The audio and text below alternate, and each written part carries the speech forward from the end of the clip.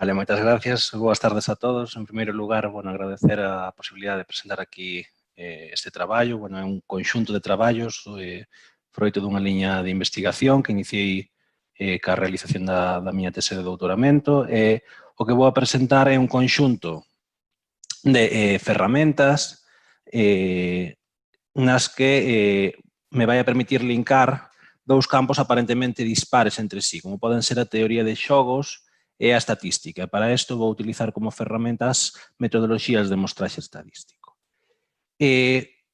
Moitos dos problemas plantexados na teoría dos xogos cooperativos fan referencia a problemas da vida real e o que se busca é modelar este tipo de situacións. Por exemplo, podemos pensar en identificar cal é o poder de cada un dos países membros do Fondo Monetario Internacional. É posible definir o que vai a ser un xogo TU, e a partir de certos procedementos específicos o que teremos será ferramentas para poder calcular este poder, non?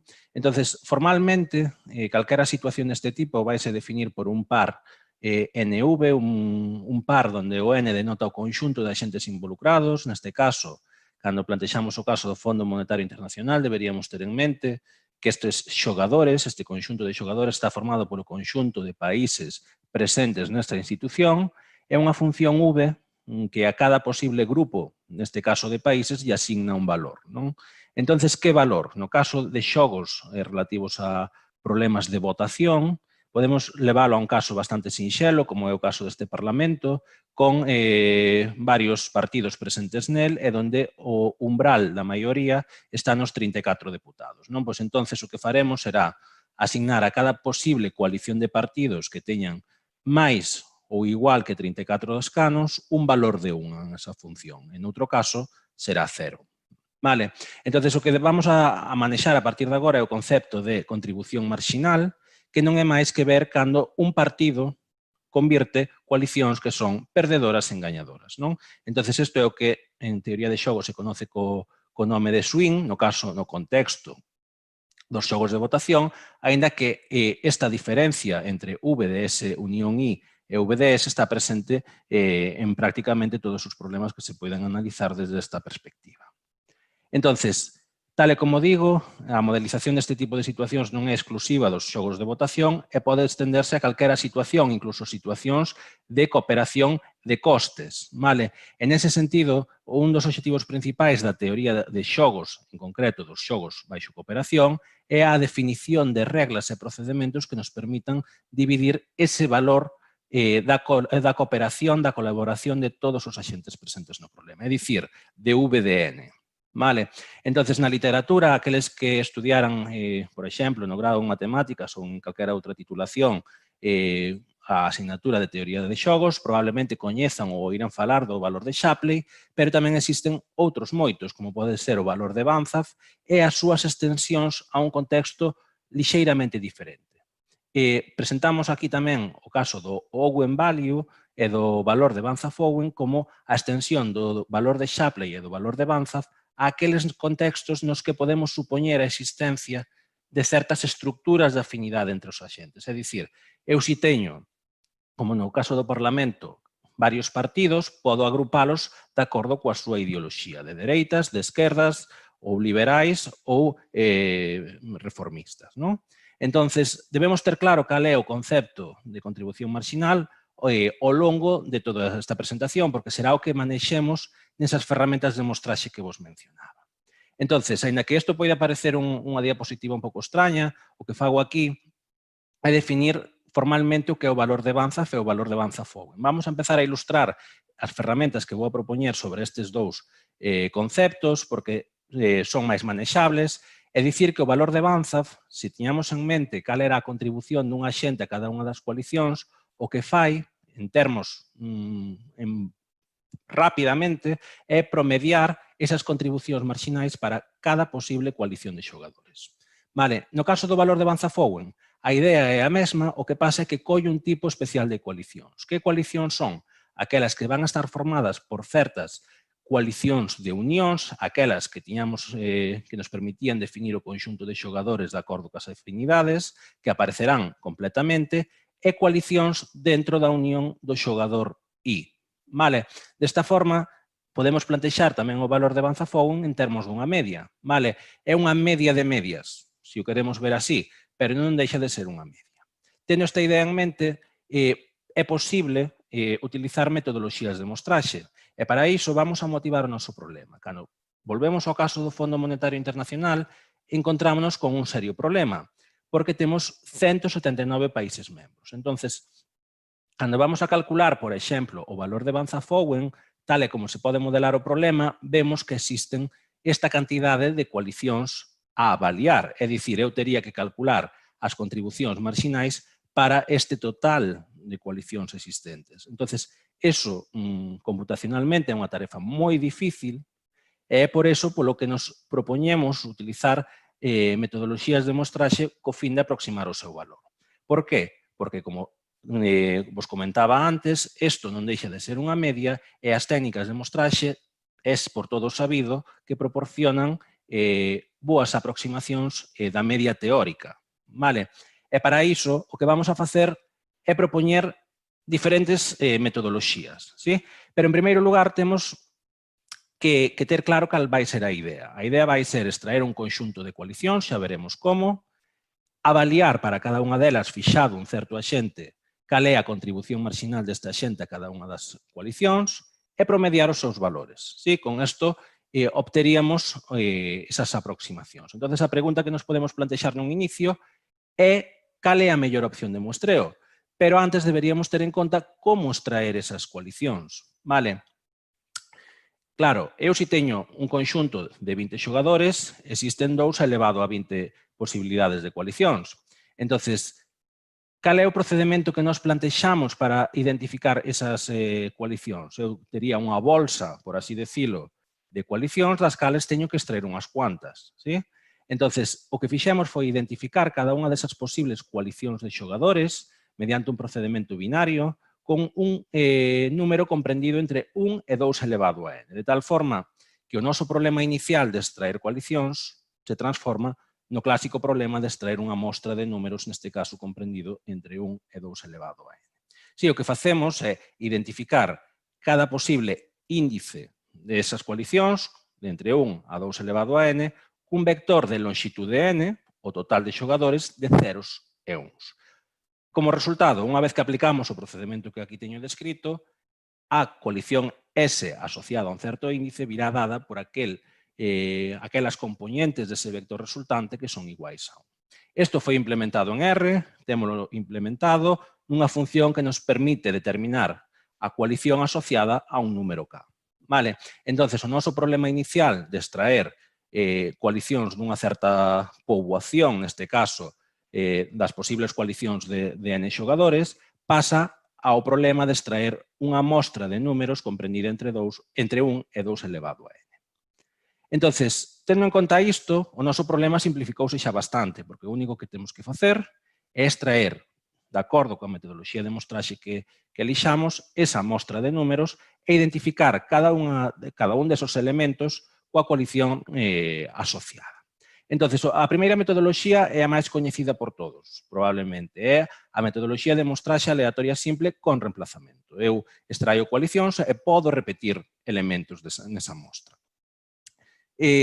Temos resultados teóricos asociados a esta estimación, e ainda que aquí menciono 2 traballos que inicialmente plantexan esta metodoloxía, xa veremos que despois o aplicamos nalgún caso práctico. Vale, e hai que ter en conta unha cousa, ainda que os resultados xerais se plantexen para poboacións infinitas, aquí debemos ter en conta de que estamos traballando cunha población moi grande, pero finita.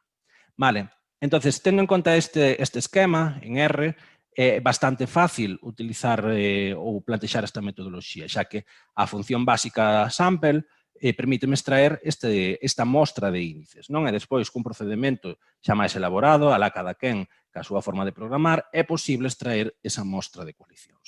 Entón, presento aquí esas dúas propostas. A primeira, ben coñecida por todos, que é a sample. Eu, no momento en que me empecé a traballar con isto, non coñecía a librería sampling, pero, indagando un pouco, vin que ao final a función simple random sampling without replacement o que fai é o uso do sample. Vale?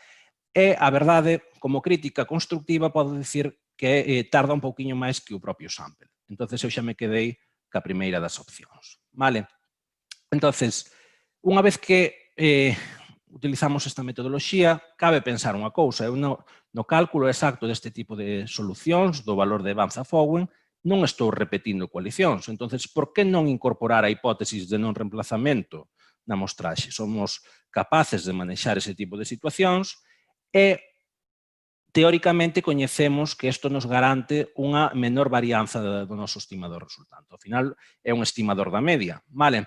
Sin embargo, como contrapunto, o que temos é que computacionalmente require un esforzo moito maior, porque neste tipo de problemas, cando o número de axentes é moi alto, vainos a requerir o almacenamento de toda a información. É dicir, eu se extraio unha coalición, teño que saber que non se repite, por lo tanto, teño que saber o que extraín nas iteracións anteriores do meu procedimento. Non?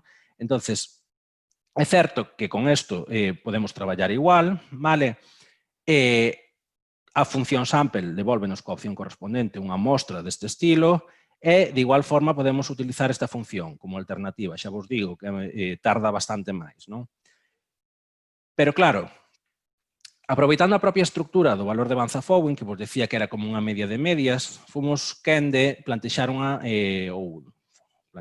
usar unha metodoloxía tamén coñecida que é a amostraxe en dúas etapas, que o que fai é extraer para cada elemento da primeira etapa elementos na segunda e combinalos. Non? Isto préstase o que é o valor de Banzhaf-Owen e permítenos escribilo de forma alternativa, non? Como unha media da segunda etapa e despois promediar na primeira etapa. Bueno, pois isto tamén o levamos a R e fomos capaces de implementar metodoloxías que nos permiten a estimación do valor de Banzhaf-Owen, por exemplo, no caso do Fondo Monetario Internacional. Non é bueno, neste caso, de novo, a función sample é a que nos sacou as castañas do lume e que nos permitiu obter esas estimacións. Non? Tal e como vos comentaba, o feito de utilizar a amostraxe aleatoria simple sen reemplazamento obrigaba a almacenar a información.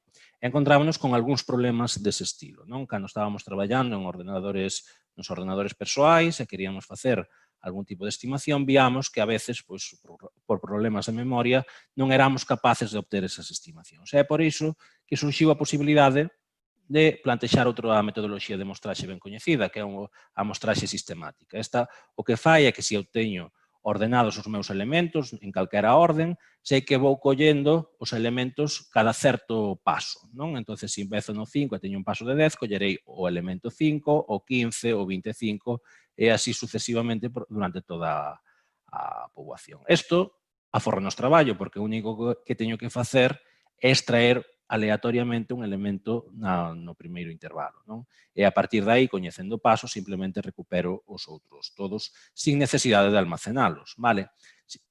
Todo ten o seu contrapunto. Neste caso, o que fixemos foi perder calidade nas estimacións, xa que a varianza dos estimadores resultantes, se imos aos libros de estadística, somos capaces de ver que empeora sustancialmente. Non? E o que fixemos foi comparar todas estas metodoloxías usando R. Vale, eu plantexaba o problema do Fondo Monetario Internacional como un problema difícil.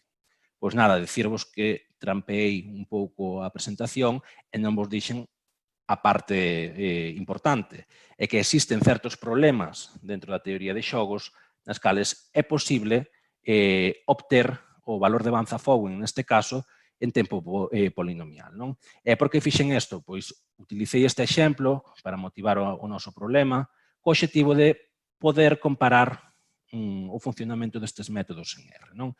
E o que fixen foi, unha vez calculado o valor de Banzhaf-Owen exacto, plantexar a posibilidade de comparar as estimacións cos valores reais. Non? E presento aquí, por exemplo, a gráfica da comparativa do método de dúas etapas fronte á amostraxe aleatoria simple sen reemplazamento. Non?